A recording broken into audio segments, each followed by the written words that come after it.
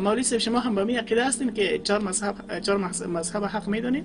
اصلا گپ است که حق یکی می باشه، حق یکی می باشه. من یک موضوع مثال خیلی ساده برات پیش میکنم. مثلا ما بگوییم که خون وضو را میده میکنه و خون وضو را میده نمیکنه. این هر دو جمع شده نمیتونه، به خاطر که متناقض است، میکنه و نمیکنه. یکیش راجع یکیش مرجوع باشه. از او خاطر اینجا حتما یکیش حق است و دیگهش نه حق است. البته آره دیده شود که دلیل از کدامش دلیل داره کدامش نداره. از همون خاطر هیچ گوش شده نمیتونه که حالی ما بگیم که 4 تا حق است. اگر حق است در بعضی مسائل امکان داره، مثلا در تنوع، در جایی که عبادت متنوع شده در اونجا امکان داره که هر 4 مذهب حق باشه. مثلا در مورد بلند کردن دستا، اندازه دستا 4 حدیث صحیح ما داریم، تا سینه را، تا شانه را، تا زیر گوشه و تا سر گوشه را. صحیح است؟ اگر از 4 مذهب هر مذهب یکی از همین چیره صورت ها را مورد عمل خود قرار داده باشه، باز گفته میتونیم که هر 4 مذهب چی است؟ حق است. اما ما صورت های داریم که جمع نمیشه، تناقض واقع میشه. وقتی که تناقض واقع میشه در اونجا حق یکی می باشه نه متعدد. از او خاطر عالی برای کسی که پیروی از شخص نکنه بلکه پیروی از حق بکنه، برای از او ضرور است که تلاش بکنه دلیله که آیا کسی که گفته که میده میکنم به طور مثال و کسی که میگه میده نمیکنه دلیل کدامش قوی است. عالی بعد هر دلیل قوی برات پیدا شد دنبال از او برو.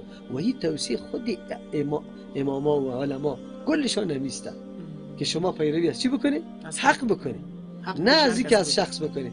افسوس است این موضوع بسیار آسان است. یقینا اگر ما از انصاف کار بگیریم و واقعا دنبال حق بگردیم این موضوع بسیار آسان حل میشه. بسیار، یعنی نه تعصب میشه، نه ضد بازی میشه، نه توهین و تعقیر. هر عالم ما که کدام موضوع مسئله را بیان کرده او در جای خود درست است. چرا که پیغمبر ما صلی الله علیه و سلم فرموده که چیسته؟ هر مجتهد خطا میشه و به صواب میرسه. اگر به صواب برسه 2 اجر میبره، اگر خطا شود 1 اجر الله برش میده.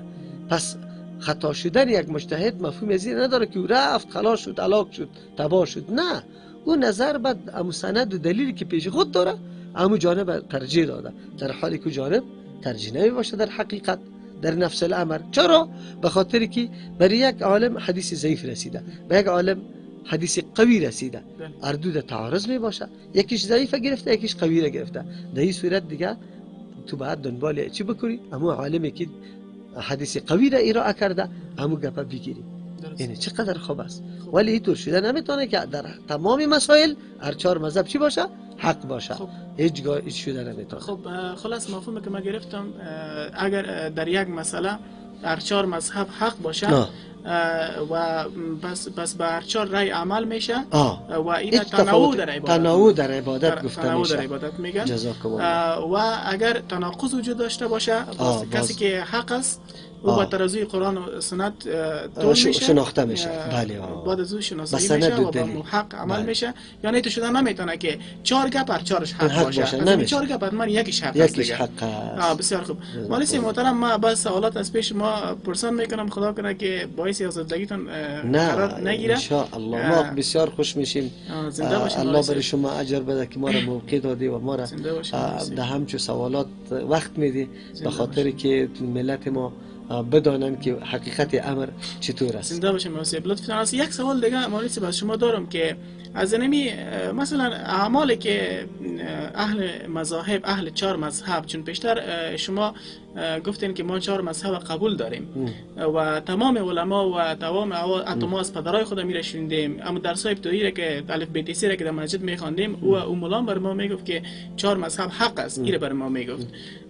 پس شما هم میگه گفتین که 4 مذهب حق است و به حقانیت از مسلمین اتفاق دارن، امت مسلمه اتفاق دارن. حال استاد ما میخوایم که شما یک چند عمل اما تو آشکار و واضحی که این در این مذاهب 4 سگانه هست و مذهبی که ما از او پیروی میکنیم، مذهب امام ابو حنیفه رحمت الله علیه در این مذهب نیست، او اعمالی که پنهان است. مثلا دعای استفتاء است، سبحانك اللهم ایرا ما پیش خود میخوانم، یک کس دیگه پیش خود یک رقم میخونه، یک کس دیگه رقم میخونه، با حدیث مختلف عمل میشه. ایرا نمیخوایم، چرا که اگر ما ایرا دعای استفتار هر کدامش که بخونم کسی مرا نمیبینه که ما چی خواندیم پیش خود. اما اعمالی که دیده میشه با چشم و توجه یک شخص دیگر را جلب میکنه، امیره اگر از مذاهب مختلف یک چند تایش برای ما مثال بدین. مثلا شافعی مذهبا آمین به جهر میگه و ما حنفی مذهبا آمین خفیه میگیم. بینما قسم اگر چند مسئله برای ما بگوین. بسیار مهربانی کردی، خیلی خوب. اصلا ما که میگیم که 4 مذهب حق است، منظوری ما از این نیست که یعنی پیروی کردن از یک شخص این حق است، نه. اصلا ما پیشتر موضوع را خلاصه کردیم که پیروی از حق است. درست. چیزی که حق باشه، سند دلیل داشته باشه، بعد از او پیروی شود. درست. اینطور نیست که یک شخص التزام بکنی سری خود که در هر موضوع مسئله سخن زیره یا بگی که کل دین که یک نفر جمع شده. ما در هر موضوع مسئله سخن اینمی عالم قبول دارم از دیگر ندارم. در صورتی که در بعضی مسائل سخن عالم صراحتا مخالف حدیث باشه، مثلا از عالم دیگه درست باشه، این اینجاست، خطا در اینجاست.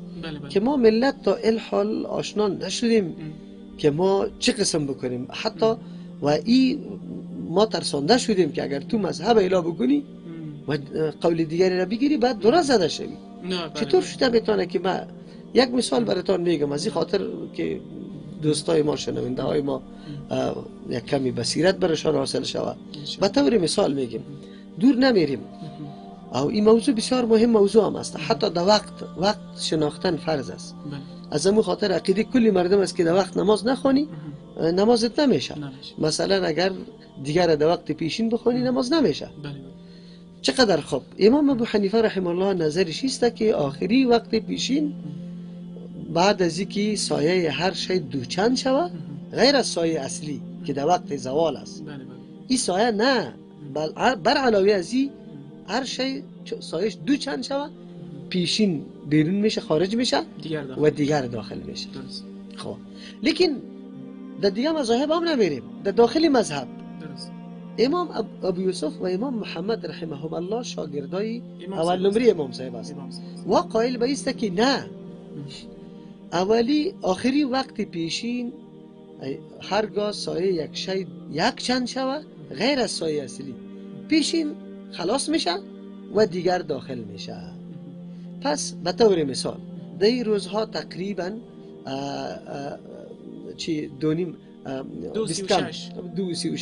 20 دقیقه کم 3 مثلا یک آدم نماز خواند، در حالی که سایه از یک چند زیاد شد اما دو چند نشده تالی را. به نزد امام ابو حنیفه رحمه الله نمازش نشد، چرا که نماز به وقت خوند، دیگر داخل نشده و خونده. لیکن شاگرداش میگن نشد. درست. مرسی محترم. این دیدی که موضوع چقدر مهم موضوع است، لیکن نظر از دو علماست.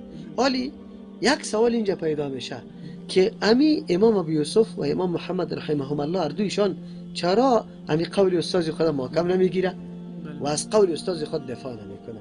کدام دلیلی که امام صاحب برای وقت بیان کرده که بعد سایه هر شی دو چند شوه، اما دلیل محکم بگیره و سر از دو استاد باقی بمونه؟ چرا استادشان هم است و تقوا، دیانت، علمیت، همه مسائل استاد برای از او معلوم است، از او معلوم است و بعد به هیچ وجه مخالفت نکنه. لیکن سوال است چرا مخالفت کرد؟ بدیهی گپ است که هر کس میگه به خاطر که برای از یاد دلیلی مخالف قوی معلوم شده، دلیل اونجا اضافه است. چطور شده میتونه؟ مثلا در حدیث میاد که دیگر پیغمبر علیه السلام صحابی میگه که ما یک شتر را چی میکردیم؟ ذبح میکردیم، 10 حصه تقسیم میکردیم، باز یعنی ون میکردیم، باز او را پخته میکردیم میخوردیم، باز هم میرفتیم در عوالی مدینه و آفتاب هنوزم سفید میبود، یعنی به زردیم گرایش پیدا نکرده بود. آیا اگر سایه هر شی دوچند شوه دهی سرحد میشه؟ قطعا نمیشه. اینه ببینیم او طرف در حال خیلی زیاد برای شاگردان معلوم شد، دیدیم که عالم نگیره، پشت عالم نرفتن، پشت حق رفتن، پشت سند رفتن. سوال اصلی اینجا بود که شما از اینمی مذاهب چارگانه نمیگیم، چرا که مذهب امام صاحب میگذاریم. دستی مذهب دیگه بعضی سنت های یا مستحباتی که به او عمل میشه و بسیار آشکار است و برای ما جالب است و تا هنوز او را ندیدیم. او را اگر بر ما مثال بتونید که یک شما براتون مثال دادم که آمین به جهر گفته میشه. بله. اصلا ما سنت هایی که مثلا در مذاهب دیگری هم هست اما در مذهب ما نیست، مثلا مذهب ما نیست. بله. ما در کتب فقه ما ثنا یعنی دعای ثنای دیگری برای ما نگفته، تنها یک سبحانك اللهم را گفته، بالکل به حدیثی صحیح ثابت است، نو ثنا است بالکل. اما پابندی و التزام کردن هم یک دعا ای را لازم دانستن که یک دعا خوانده شود، اینا آمده. نه این عملی هست که دیده نمیشه، یک عملی که دیده شود. خیلی خوب. بله.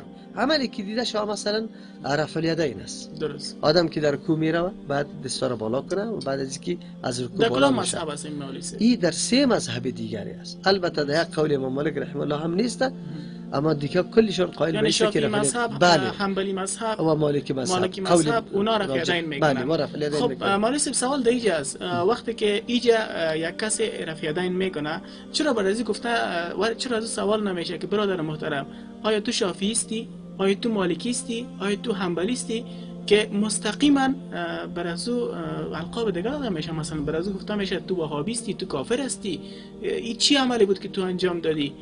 چرا مولوی صاحب شما هم همت رو میگین یا نه؟ الله متعال نکنه، اما خو همیشه فضل الله سبحانه و تعالی مسجد ما خیلی مشهور است در کمپنی و روزهای جمعه الحمدلله از دور جاهای دور مردم میاد، خصوصا ام مردمایی میاد که و به مو مذهب خود خیلی پابند هستن.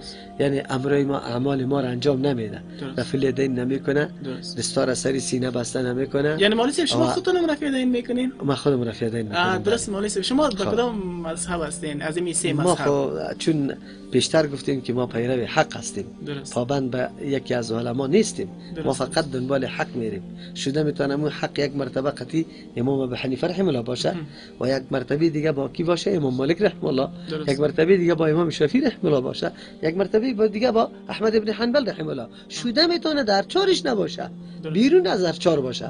ما دنبال حق میریم. مولوی محترم بسیار یک خب جای تاسف است که در مورد شما ما از بسیاری از دوستا و برادران ما اینطور شنیده بودم که شما کسی هستین که بر شاگردایتان اینطور تعلیم میدین که فقط در یک موضوعی که دوجه اکثر علما اجماع کرده باشه و شما فقط دنبال اکثریت میرین و از خود نظر ندارین. کلا و حاشا، این خود جمهوریت است، دنبال اکثریت رفتن. ما ایرا الحمدلله در ترجمه در هر جا رد کردیم. ما دنبال حق میریم ولو که یک نفر عملی کننده، هیچ یک نفر هم عملی کننده از این نباشه، فقط حق واضح شوه، سند داشته باشه، ما دنبال از اون میریم. ما اینطور نیستیم که بگیم نه اکثریت است یا علما سرش جمع شده، به چی نداریم. منظوری ما است که هر جای یک موضوع مسئله دلیل داشته باشه ما امور عملی میکنیم. خو موضوع سابق مان که تو گفتی که یک عملی آشکارا مثلا سنت هایی که دیگه هست و ما عملی نمی کنیم، مثلا تعدد دعاها در نمازهای فرض، در رکوع، در سجده. البته در رکوع در حدیث مرفوع یک دعا را پیغمبر تکراری خوانده، اما در سجده اختیار داده که هر نوع دعا را آدم جمع بکنه. مثلا ما محروم هستیم از او. یا دیگه وتر پیغمبر علیه السلام با کیفیت مختلف خوانده، چیزی هست که عملی دیده شده، 1 رکعت، 3 رکعت، 5 رکعت، 7 رکعت، 9 رکعت. اینو ما فقط التزام است چند کردیم از 3 رکعت، اونم به یک شکل که در حدیث مرفوع می شکل وجود نداره. در حدیث مرفوع دیگه ما امیر التزام کردیم، در حالی که پیغمبر علیه السلام به اشکال مختلف خوانده. از او خاطر ما تلاش میکنیم که عمل کردهای پیغمبر علیه السلام با اندازه وسع توان خود عملی بکنیم.